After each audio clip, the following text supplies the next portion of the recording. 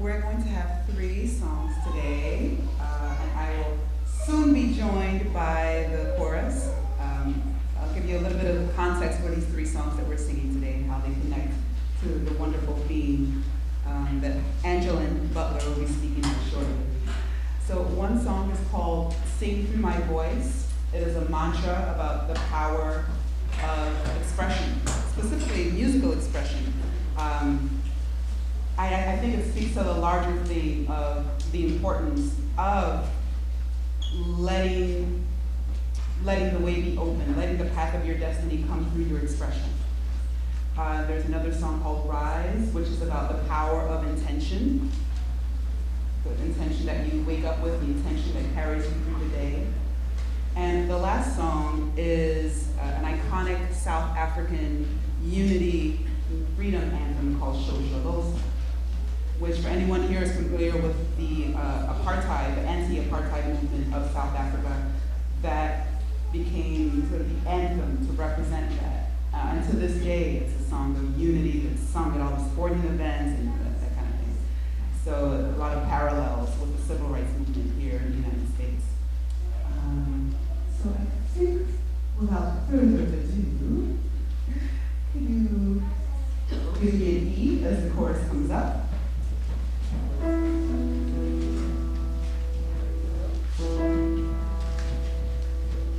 And these songs are fairly simple, so you are welcome to sing along. And you might have the lyrics in your program in a slightly different order. We're actually going to start with Sing Through My Voice. So I'll give you a moment to find that. And here we go. It goes like this.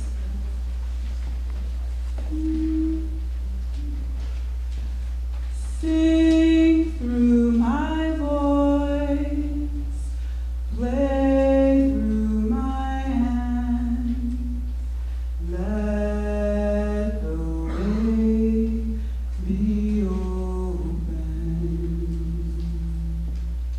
Sing through my voice, play through my hands, let the way be open. Sing through my voice, play through my hands, let the way be open. Sing through my voice, play through my hands, let the way be open. Let me hear y'all sing. Sing through my voice, play through my hands, let the way be open. Sing that harmony, I hear it. Sing through my voice, play through my hands, let the way be open. Sing through my voice, play through my hands, let the way be open. Sing through my voice, play through my hands, let the way be open.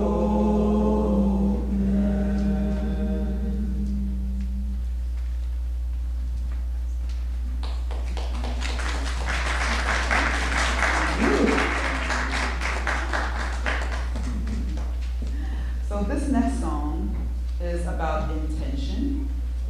What are some intentions that you enjoy waking up with? Like, what is something that you'd like to carry with you throughout the day? What are some examples that we share through the course? Joy. Joy, peace, compassion. What else? Optimism. Optimism. Ooh, that's a fun one. What else? Love. Love. What are some other intentions that are great to wake up with? Strength. Strength. Gratefulness. Gratefulness. Grace. Grace. Curiosity. Curiosity. Ooh. What else? Yes. What was that?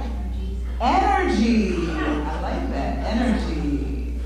So, with these intentions in mind, I'm going to share a song called Rise.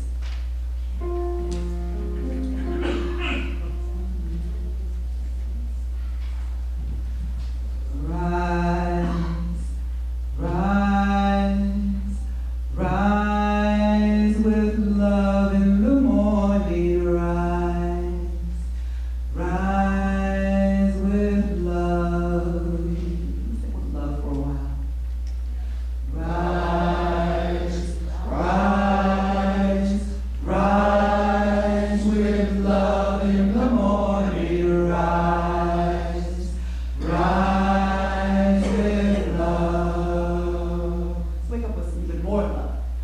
Rise, rise, rise with love in the morning. Rise, rise with love. Peace. Rise, rise, rise with peace in the morning. Rise, rise with peace. Let's go with energy. Rise, rise, rise with energy in the morning. Rise, rise with energy. Let's go with compassion. Rise, rise,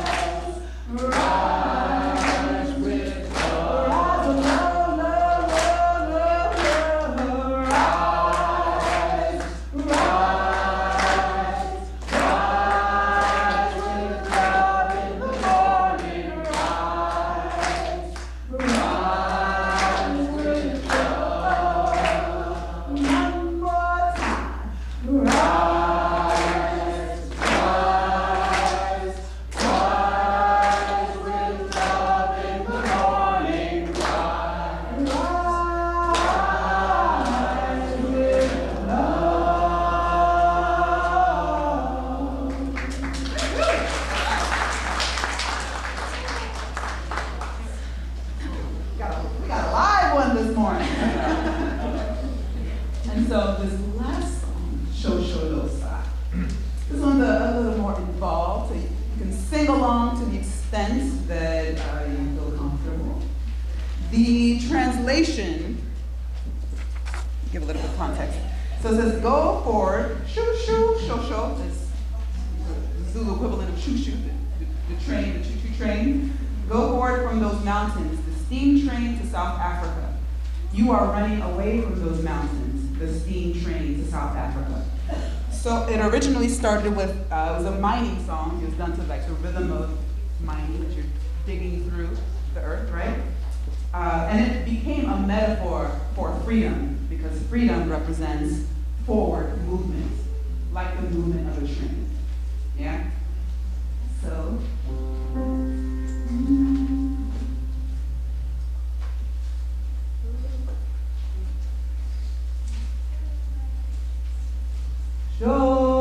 Shosholosa, Shosholosa,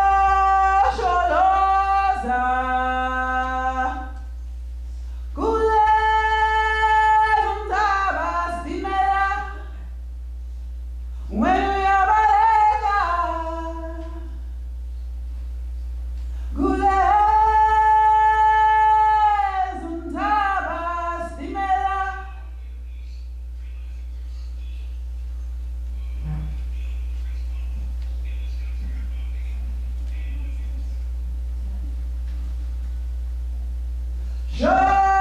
Shosholosa,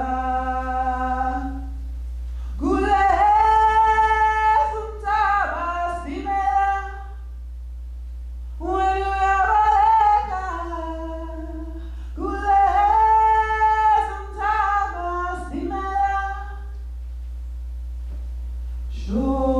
Shosholosa, kule zumtaba simela, sikume South Africa.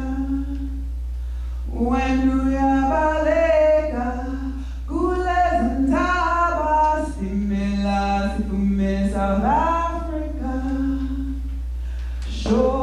Shosholosa, kule zintaba simela, sikume South Africa. When we are balega, kule zintaba simela, sikume South Africa. Shosholosa, kule zintaba simela, sikume South Africa.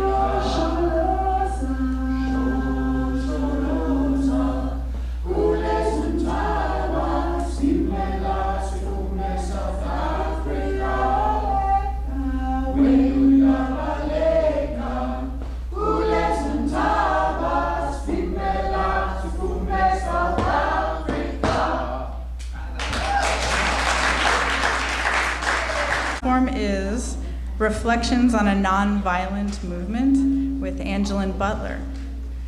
A little bit about Ms. Butler. Angeline Butler is currently an adjunct professor in Africana Studies at John Jay College of Criminal Justice. She has been honored by the Gandhi King Season for Nonviolence Award, the Selma Jubilee Freedom Flame Award, and was presented a sermon on Martin Luther King Jr. at St. Peter's Lutheran Church. Ms. Butler is a professional entertainer with a massive amount of credits to her name, which you can read some of those on our website. She is an alumna of Columbia University, the Juilliard School, and Fisk University. So please welcome Angeline Butler.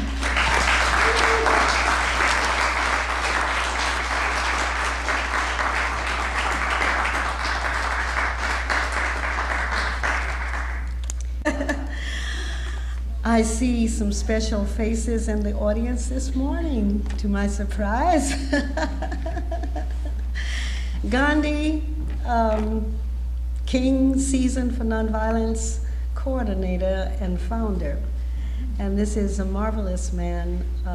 I had a lot of trouble pronouncing his name for a long time. Lindy Crisitelli.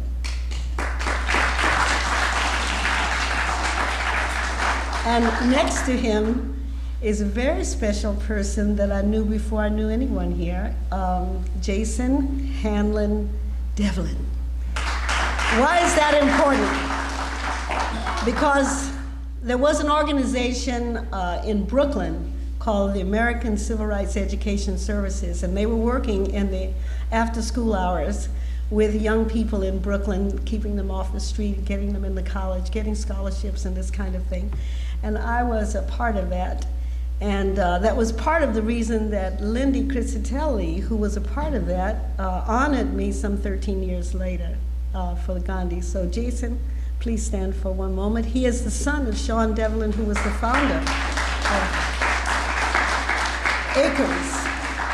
And we used to have our fundraisers downstairs in the big hall. In fact, the CEO for the building I was living at the time, Ed Geffner, who was arrested with us in Montgomery and almost got killed there, you know, as a young Caucasian male coming down to the South to help out the sit-inners.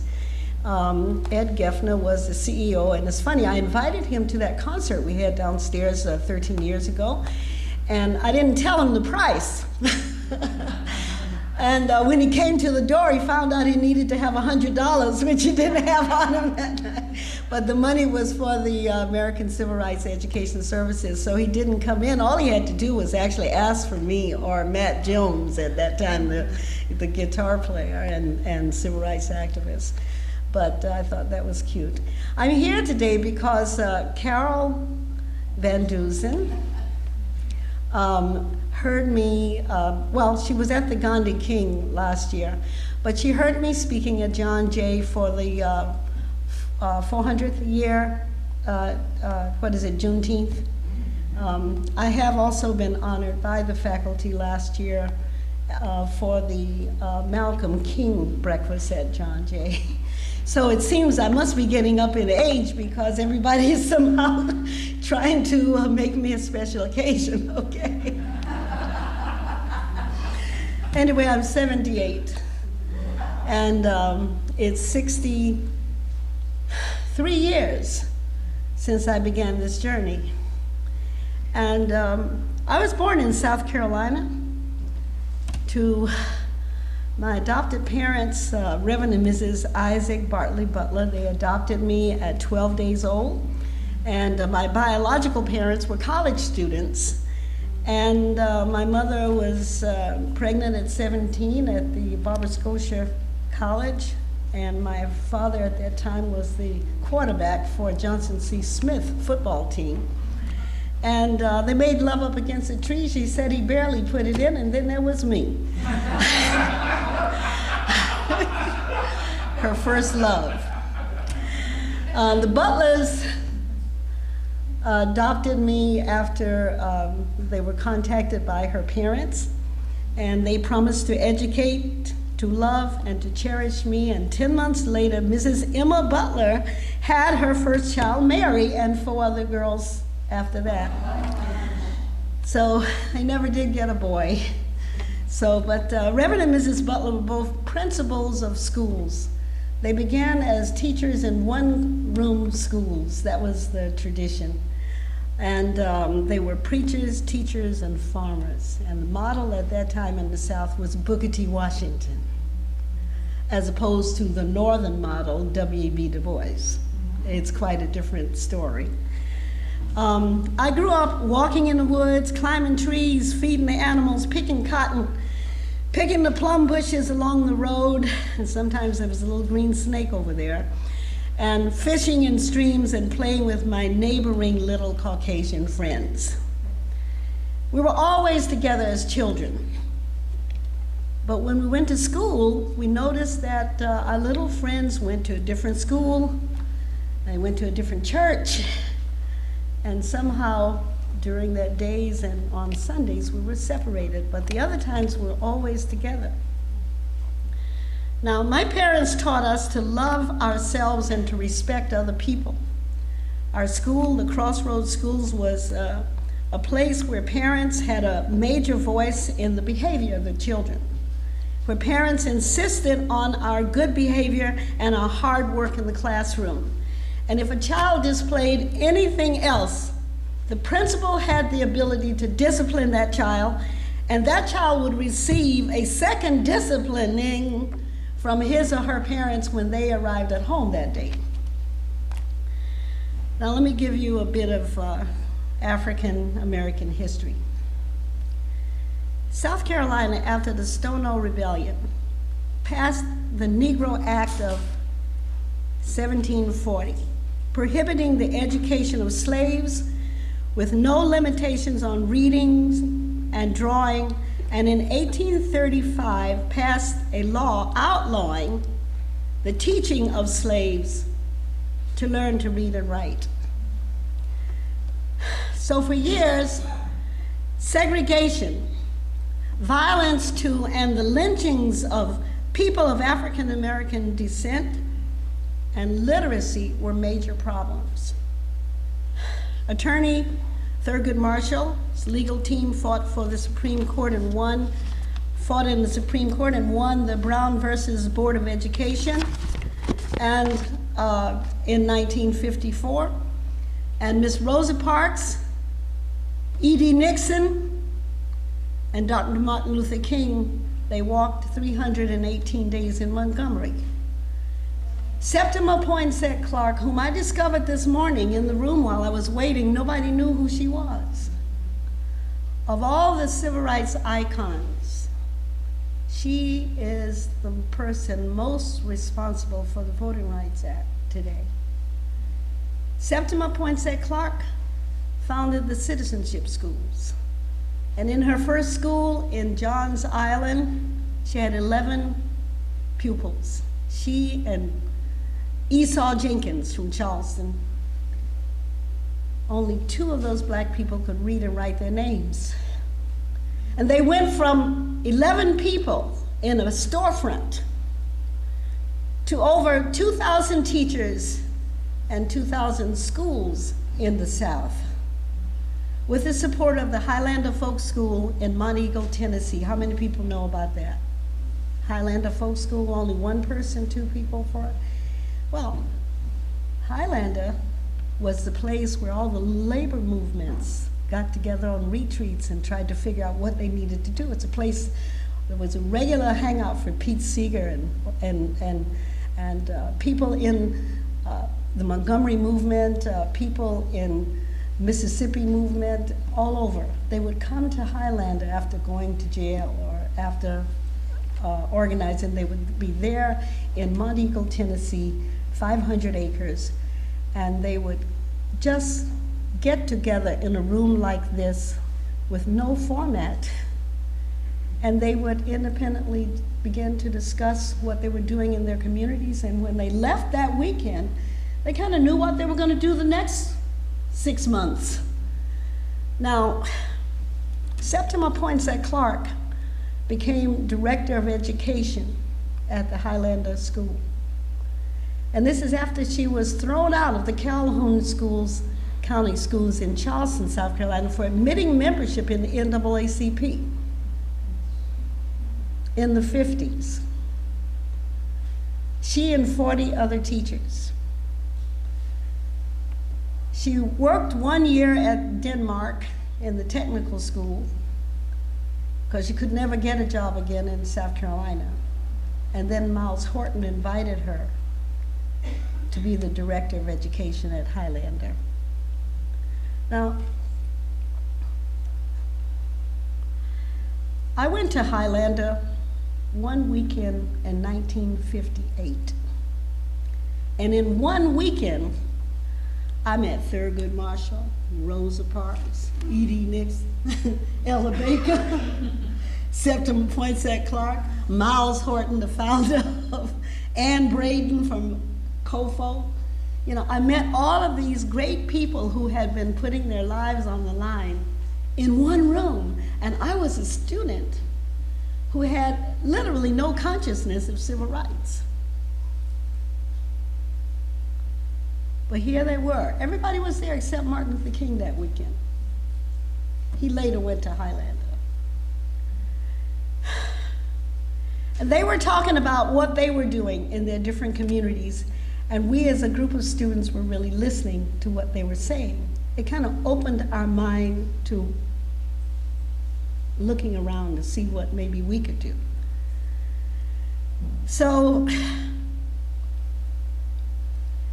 Septima attacked literacy with the citizenship schools. We began to register to vote again and elect blacks to local and state offices. Now, Mary McLeod Bethune, another great black woman educator, and also President Roosevelt's first appointment to the Youth Commission, and a great friend of Eleanor Roosevelt. She said, oh, she's my homegirl from South Carolina. She said, the whole world opened up to me when I learned to read and write.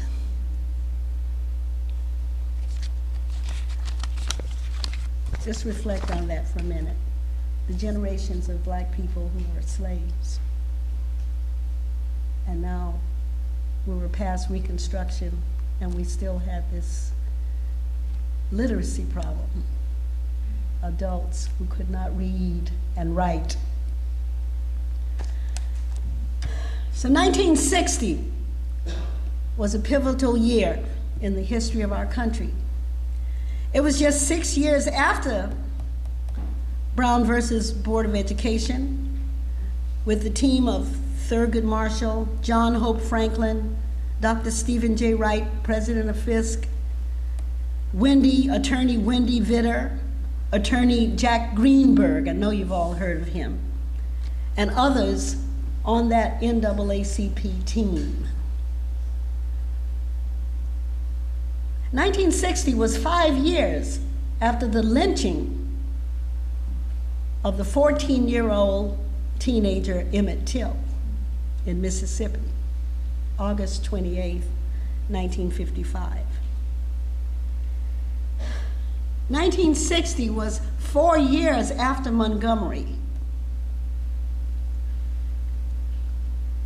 And Dr. Martin Luther King, during that movement, stepped into the public in his rightful place. And people began to hear his voice, feel his energy, his passionate delivery, and his commitment to nonviolence. It was 1957 that Martin Luther King founded the Southern Christian Leadership Conference. And Septima and Ella Baker, Rosa Parks and Edie Nixon were teammates in that. 1960 was just 2 years before the book signing Stride Towards Freedom by Martin Luther King here in New York.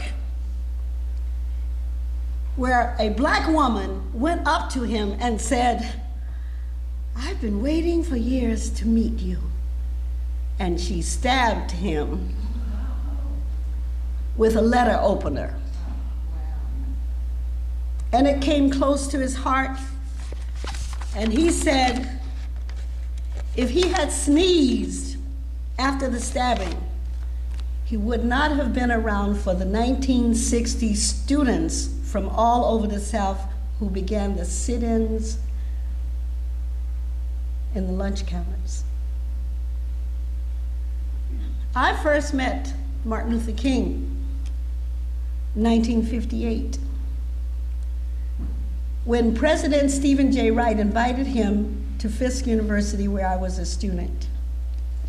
It was a beautiful spring day, and after the speech, I was lucky enough to show him around Fisk University Art Gallery and to speak to him about his life. And he was excited about being at this historically famous black college, famed for its Jubilee singers, famed for all of the leaders it had produced since 1862. I really didn't know much about the Montgomery boycotts. I had heard Rosa Parks' name and met her at, I hadn't met her yet.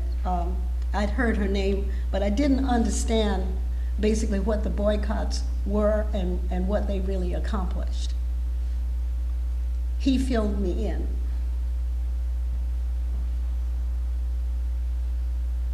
They walked those 318 days, and then they took that case to the Supreme Court and they won it based upon the ruling of a lower court that said that it was unconstitutional for them to discriminate on the buses. So after that ruling of the Supreme Court, and this is something you must remember, you see, those buses in Montgomery, the person had to go to the front of the bus, pay his fare to the driver, and then get off of the bus and walk to the back door, and now go into the black section and sit behind that door. But Rosa was always sitting behind that door. She was sitting there on the first row of those seats. When the first section, which was white, filled up, and a young man half her age, the bus driver wanted Rosa to get up and give her seat to him. There were 4 people around her. They moved. Rosa moved over to the seat next to the window and refused to move. The bus driver says to her, "Woman, give me that seat. If you don't give me that seat, I'll have to arrest you." And she looked him in the eye and she said, "You may do that." A lot of people think that Rosa was sitting in the white section of the bus and somehow they were trying to make her move to give her a seat. No, she was already in the black section. She had gotten her ticket, gotten off the bus, walked over to the black section, got on the bus, and she was sitting there. She was a seamstress, and she was tired, and she had worked all day, and she had been at Highlander Folk School 3 weeks before that, and Septima Poinsett Clark had told her all those stories about how she, as a teacher in Charleston, used to go all the way to the back of the bus, and that she didn't speak up because she knew she wouldn't make it to class that morning on the trolley car. And then she also told her about a little boy when she was at Atlanta taking a class in interpersonal relationships with W.E.B. Du Bois in the summer. A little boy got on the bus, the trolley car, with his mother. He was 8 years old, and he took that seat right behind the bus driver. And his mother went on back, to the back of the bus. And then the bus driver wouldn't move. So they went to the mother, and the mother had to go up there and try to move her little boy. And the little boy said, "As mama's little boy, I can sit up to the front." Septima said that she was so moved observing that she was in the back of that trolley car that morning that she went to class to W.E.B. Du Bois, and she said, "What do you think about that?" W.E.B. Du Bois said to her, "There will come a day when black people will stand up and change that thing, and then people can sit any place on those buses."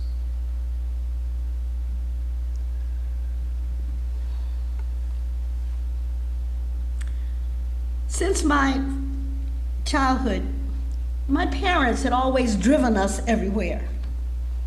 So my 5 sisters and I didn't experience segregation directly. We didn't experience the negative comments that a lot of people experience. We didn't get, what they call, when you pick on somebody.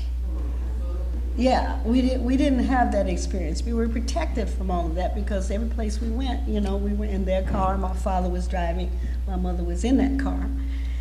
And so I didn't have the direct feeling, except for this fact that these little white friends that we had went to a different school and went to a different church. We sort of got used to the fact that that's the way things were. And we didn't question it. And then, after Martin Luther King was telling me about Montgomery, I did begin to question a lot of things that happened to us in the South. And I began to see things a little bit differently. And after I heard, all of these civil rights people talking about what they were doing in the South at Highlander, it kind of opened up my mind to almost look for the situation. So now the colored signs on the toilets and colored signs everywhere you saw them, all of a sudden I paid attention to them. I wasn't paying attention to them for a very long time. You get used to accepting a situation, you know not to go there, right? I know I can't go to the first floor of the movies, I have to go upstairs. But then my parents didn't let us go to the movies anywhere, so we didn't go to the movie theaters. We didn't go to a lot of places that were segregated. We went to the dances at school, at high schools, our black schools. So you get to the point where you don't think about it. And you learn to live in this segregated world. My parents had to learn to live. They had to learn to, you're speaking to a white man, you put your eyes down. You put your head down. You got all these degrees and they call you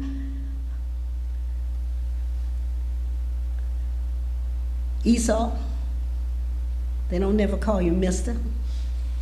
They don't never call you reverend. They just call you by your first name. They come up to your house, and that's a signal that that wife is to meet them out in the field that night, and that husband can't do a thing about it. White men had access to black women. That's a reality in the South. All the women in the South, white men had access to, if they wanted it. And there wasn't anything the men could do about it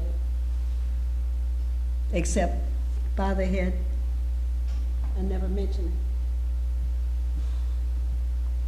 And that wasn't the worst thing. If you spoke up about something you were unhappy about, they either burned crosses on your property, or they took you out in the night and lynched you or beat you. whatever. I was aware of that, especially after Emmett Till.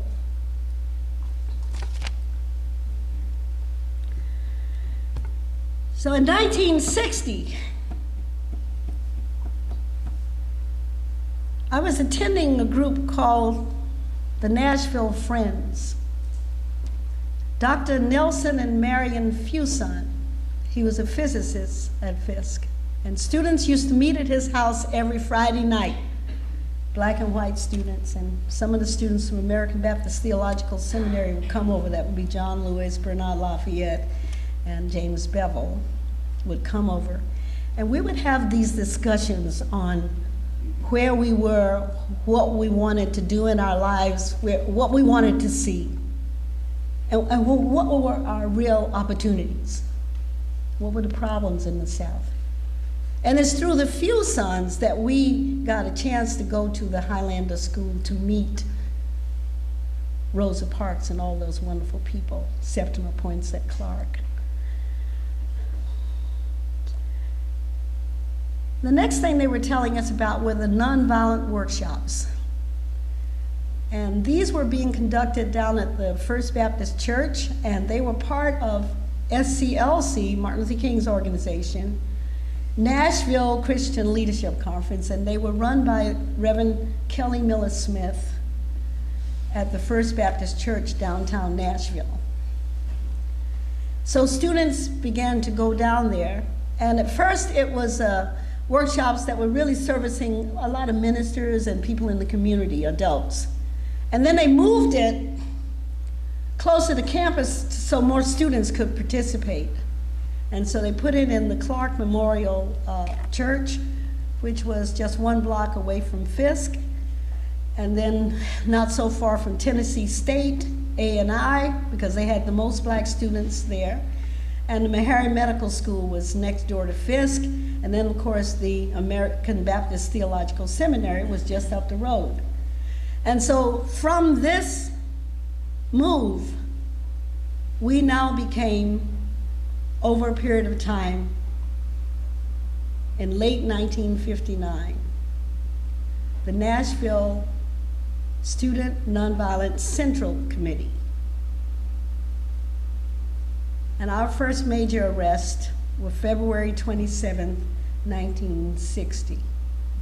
You realize that 60 years ago I had my first arrest?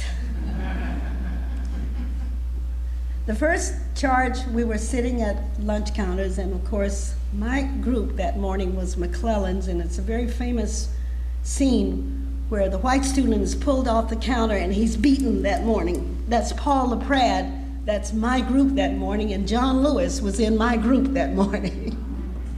McClellan's 5 and 10.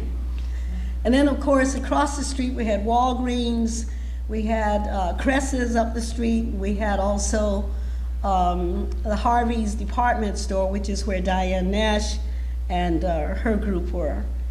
And Diane looked like she was white, so they served her over there at Harvey's, but they didn't serve when they realized that she was with those other people. They took the food back. Anyway, so she had green eyes and blonde hair and very light skin. Anyway, so she left Harvey's at Canaan Sloan that morning, and she, her other job was to run from place to place to see how everything was doing. And so with Lafayette, his job was to run place to place. So my group that morning, as Lafayette was running from place to place, he saw them arresting Paul LaPrade and the 2 young men that had beaten him up. And they had taken us away from the counters. And so Lafayette thought that they were arresting us as well, but they weren't. So I grabbed Lafayette and I said, let's get back inside. They had roped off the counters. And we stepped across the ropes and took our seats again. And then, of course, they arrested us. So we were the first arrest in that group of 106 students that morning. Lafayette said he lost his job that morning, which was running from store to store to monitor what was going on in the sit-ins. We left Bevel back at the church because we knew the minute we were arrested Oh, first of all, how do we know we're going to be arrested that morning? We had a call from the chief of police the night before. Jim Lawson got the call. Tell the students if they come downtown that morning, they will be arrested. And so we had a hard time deciding that morning to actually go downtown. It took us a couple of hours. Finally, Bevel gets up and he says, "We got up with the Roosters this morning and we knew that this was the morning." And black folks have always been worried about what's going to happen if they get arrested, if they do this, if that. He said, "This morning, let's turn it around. Let's get arrested and see what happens."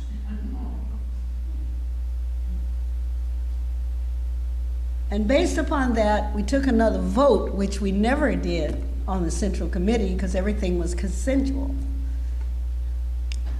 We took a vote, 7 for, 6 against, 5 against, and 1 abstention. There were 13 of us on the Central Committee.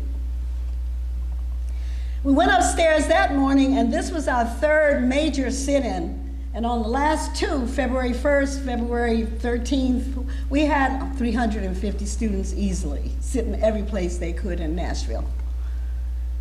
But this morning, there were only 41 students upstairs. We went upstairs, we told them we didn't know what's gonna happen once we were arrested. Whether they take us out of the cells and beat us, whether they would kill us, we didn't know what Nashville was going to be like. And one by one, each one of those students raised their hands to go downtown and be arrested that morning. That is the morning I can never forget, and each time I tell the story, I have to hold back the tears. 41 committed students that morning. We went to jail. The policy was jail, no bail. The charge was trespassing and loitering, which was only $50, but we decided not to come out of jail. And eventually, our lawyers, Z. Alexander Luby, decided he wanted to appeal the case, so we did eventually pay the $50 and we came out of jail. And then no sooner than we did that, in a week, the governor sponsored another order against the students, and we were rearrested. We had to turn in ourselves, and this time the charge was much more serious. It was conspiracy to obstruct trade and commerce, and it was a $500 charge, and he meant to put us in jail and keep us there. Fisk University only charged us about $500 a year to be there. And the students at Tennessee State A&M, agricultural and industrial, they only paid maybe $150 to $200, and then the American Baptist Theological Seminary students only paid maybe $150. They were poor guys who wanted to be preachers. And then the Meharry students. So Dr. Matthew Walker, who was head of surgery at Meharry Medical School, we don't know how he did it, but overnight, after banking hours, he raised over $350,000 from the black community, calling up other doctors, all the professionals and stuff, because black people held their money under their bed and under their mattress. They didn't trust the system. And he raised over $350,000 to get us out of jail, to meet those people the next morning and to get those students out of jail. Talk about community. That was a great community response. Now, we get out of jail, and now we really don't know what's happening because, nightly we're having threats, bombing threats, and we're having to empty out the dormitories, and it's really shaky as what's going on. Now, when the president, Stephen J. Wright, heard that we were in jail, he was down in Tuskegee with Booker T. Washington, and he got on the train and he rode all night long to come back and see about those students. And then he called a convocation And he was the first person in a major college to support the actions of the sit-ins. After that, Dr. Benjamin Mays at Morehouse, which was where Martin Luther King went to school. And then, of course, very, close after that, Martin Luther King came for a visit to Fisk. And we had a big crowd in the gymnasium because it was too big for the auditorium, because people came from all over Nashville, and also some of the white schools like Peabody and Scarrett and Vanderbilt. Meantime, Jim Lawson gets expelled from Vanderbilt. Jim Lawson was the first black student ever admitted to the divinity school there. He was a conscientious objector to war and had spent he was sentenced to 2 years in a federal prison, but he only served 13 months. Martin Luther King met him somewhere along the way and told him, "We need you in the South." But Jim had already gone to Gandhi's home country, and he'd studied nonviolence as a Methodist missionary. So he came to Nashville. You can see this story can go on forever. How much time do we have? We got 5 minutes, okay. Now, okay, so what I want to do is, Nashville isn't the only place I've been in jail, okay? John Lewis was in jail about 23 times.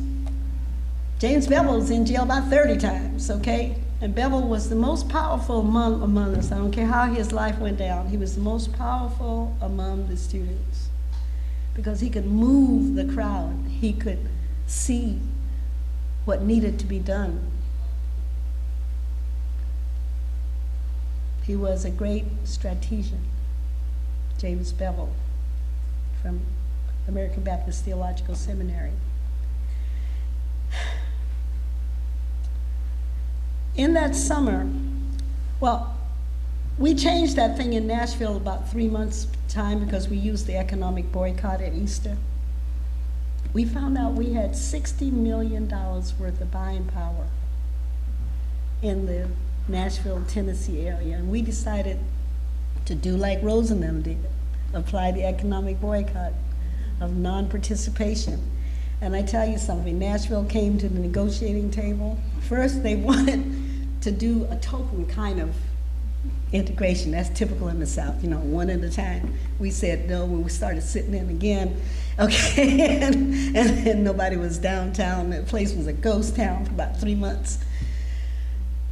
We changed that thing, and on the committee were students, the president of Fisk, and adults like Reverend Kelly Miller Smith and Jim Lawson, and some white people in the community.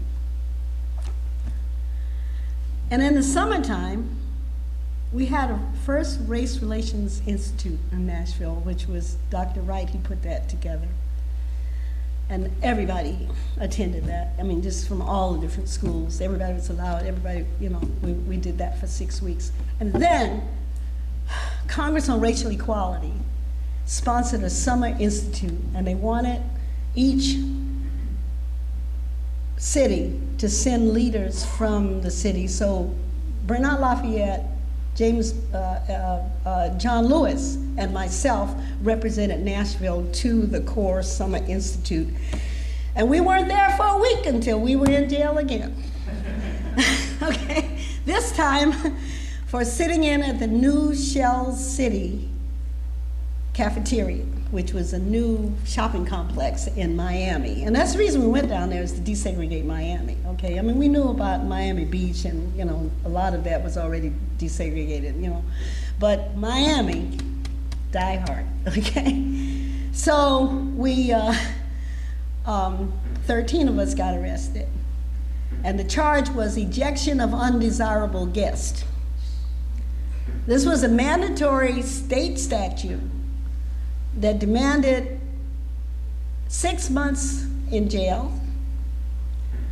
And at this point, Jackie Robinson intervenes. He comes down to see about us, and I met him through a peephole at the shell at the Dade County Jail on the 23rd floor. I couldn't believe my eyes. Jackie Robinson was down there to see about me. And then I went to court after 25 days, and there was Jackie Robinson with these African diplomats, and I was telling Anna Mae about it this morning because she was asking me if, Nigeria has in the meaning. I told her this story. I said, at our trial was the head of Nigerian oil from Lagos, Adolphus Umba. There was Francis Nyanko Khan from Ghana Mission. Jackie Robinson had brought all these diplomats, and they sat there in court in their paramount chief's robes and embarrassed the judge so much that he gave us 1 year non-reporting probation with no adjudication if we decided not to be arrested again in the state of Florida. People ask me all the time, well, did anything change? Well, of course, I have to tell you, that's not even the last time I was in jail. We were in jail a lot of places, okay? In fact, I was in one integrated jail, and that was up at Crisfield, Maryland. And we were in jail for 10 days over there. We went down to the governor's mansion because Reggie calls me up and said, Angeline, I need some people out here. We ain't got enough people. So I take 13 students from New York, from Hunter College, from Juilliard, from whatever, with me, with the intent of joining them and getting arrested, okay? So we went to the governor's mansion. They didn't do nothing. They didn't respond. So then we went over to the governor's restaurant. And we sat at the counter, and they charged us with breaking and entering. Okay. We didn't push anybody down. Well, all we did was walk in and take a seat. Okay, breaking and entering. Okay, but the white students that were with us got to be in the same cell. They didn't separate us. That was what I call my integrated jail experience. That was Faith Holsart and Peggy Damon and her brother, and I can't remember all the names right now. I have them all written down. But what I'm trying to say is, things changed as a result of what thousands upon thousands of students sacrificed to do for the country. And we must never forget that, because we made constitutional changes to the country. We brought about the Civil Rights Act of '64. We brought about the Voting Rights Act of 1965. And that's a Bevel perspective, okay? And we, as students in this country, created the climate for the March on Washington. Bevel was the one that went to Martin Luther King with the idea of the march. And he wanted people to march from Montgomery all the way to Washington, D.C. And him and Martin couldn't figure out how to do that because, what happens with water and people needing to sleep and people needing to rest along the way, how are you going to deal with that? So after much discussion, including Andy Young, and he was with us too, and he was at Highlander, by the way, the very first time I met him. And we decided the best thing to do was to bus people in. And we did that, and we had 250,000 people at that March on Washington in August of 1963. I think that's a good place to stop.